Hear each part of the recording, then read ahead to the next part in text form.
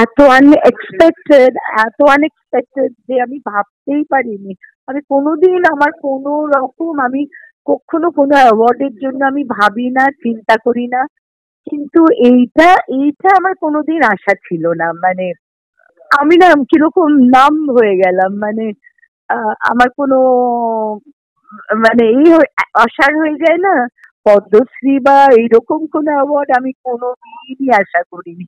মানে ভীষণ অবাক হয়ে গেছি। এবং মানে এক মানে ধন্যবাদ জানাচ্ছি, প্রথমে জানাচ্ছি সত্যি সাই বাবাকে, যিনি আমার সবকিছু, আমার মা, বাবা, আমার দাদা এবং মৃণাল দাকে, মানিক কাকাকে। এবং আমি জানি যে ওনারা অনেক আগে খবর পেয়ে গেছেন, আমার থেকেও আগে ওনারা খবর পেয়ে গেছেন নিশ্চয়ই, যে যে এটা পাচ্ছি। সুতরাং আমি সবাইকে এবং প্রত্যেককে আমি সারা পৃথিবীর সব মানুষ যাদের কাছ থেকে আমি এতটুকুও কিছু শিখেছি তাদেরকেও ধন্যবাদ জানাচ্ছি। আর মানে সারা পৃথিবীর মানুষদের এরম বলবো যে যারা আমার কাজ দেখেছেন, আমার কাজকে ভালোবাসেন বা আমাকে ভালোবাসেন, তাদেরকে ধন্যবাদ।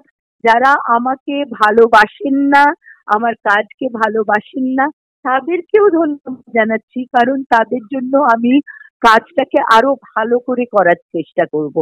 আমার আরো আমার এই বাবার আমি যে ঘরানাকে আমি এগিয়ে নিয়ে যাওয়ার চেষ্টা করছি, আম, সেইটাকে আমি আরো মানুষের মধ্যে ছড়িয়ে দেওয়ার চেষ্টা করব।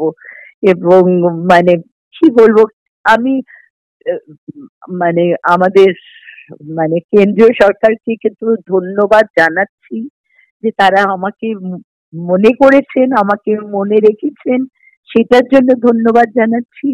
এবং যারাই আমাকে যোগ্য মনে করেছেন তাদের প্রত্যেককে আমার নমস্কার, আমার প্রণাম, আমার ধন্যবাদ। এই গত বছরই তোমার কো অ্যাক্টর এবং বহুদিনের পরিচিত মিঠুন চক্রবর্তী দাদাসাহেব ফালকে পেল। এইটা কিন্তু উপরি পাওনা, বন্ধুও পেল এবং তুমিও পেলে। একদম। এবং সবচেয়ে বড় ব্যাপার, এই বছরে আমাদের 50 বছর হলো মিঠুন আর আমার, মা 50 বছর। তো মানে কারণ মৃগয়া হয়েছিল, শুটিং স্টার্ট হয়েছিল 2075, মানে 1975-এ। হ্যাঁ হ্যাঁ, ঠিক আর ঠিক ঠিক।